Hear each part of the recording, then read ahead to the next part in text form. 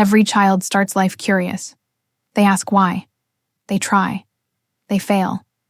They try again. Then one day they stop raising their hand. Not because they're lazy, but because learning became scary. Click the like button so more parents can see this, because today's insight may completely change how you understand learning, motivation, and why so many children slowly lose their love of school.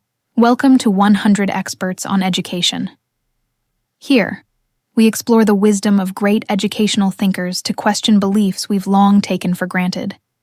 Beliefs that quietly shape a child's confidence, curiosity, and relationship with learning for life. Today, we step into the work of educational reformer John Holt, who offered a sharp, honest, and deeply unsettling truth. Children do not need to be motivated to learn because they already love learning. Have you noticed this? When children are young, they ask endless questions. Why is the sky blue? What happens if I mix this? Why does it work like that? They explore. They experiment. They learn without being told to. But slowly, something changes. They stop asking. They stop wondering. Some even begin to hate learning altogether.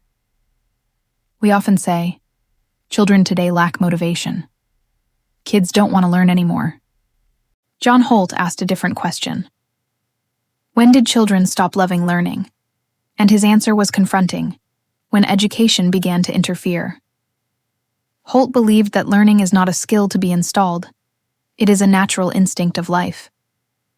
Just like walking, talking, or exploring, children learn by trying, failing, adjusting, and trying again. The real question is never, why doesn't the child want to learn? The real question is, what happened that made the child afraid to learn? Through years of observation, Holt discovered that fear is the greatest enemy of learning.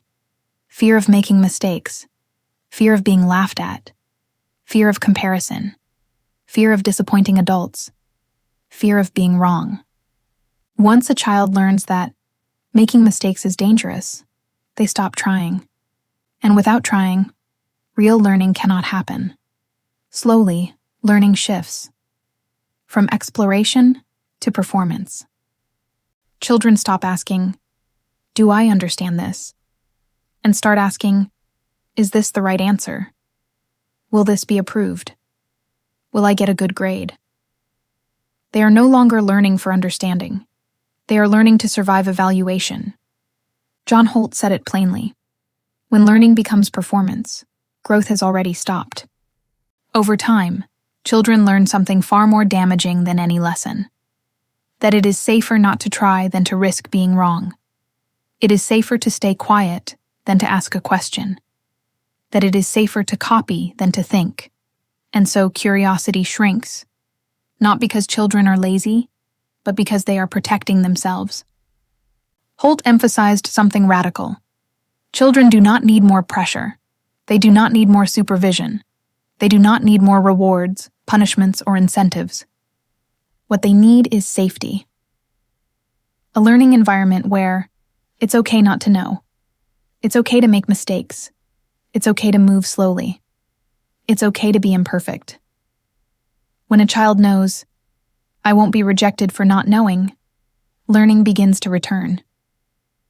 This is why Holt believed that the most important role of adults is not to push learning forward, but to protect the child's love of learning. For parents, this means something very specific.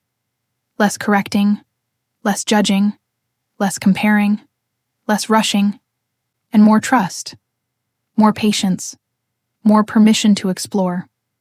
When parents stop anxiously pushing children to get it right, children begin to learn more deeply, more confidently, and for a lifetime.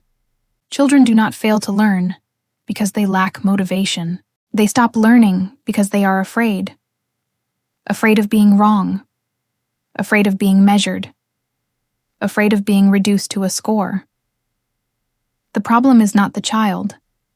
The problem is the environment. When fear is removed, when trust replaces control, the natural vitality of learning returns. John Holt reminds us of this powerful truth. Children already love learning. Education's real responsibility is not to destroy that love. So today, ask yourself gently, in my child's learning journey, am I protecting their curiosity or unintentionally crushing it? Click the like button if this helped you see learning differently, and subscribe for more wisdom from 100 experts on education. Together, let's raise children who learn because they are curious, not because they are afraid.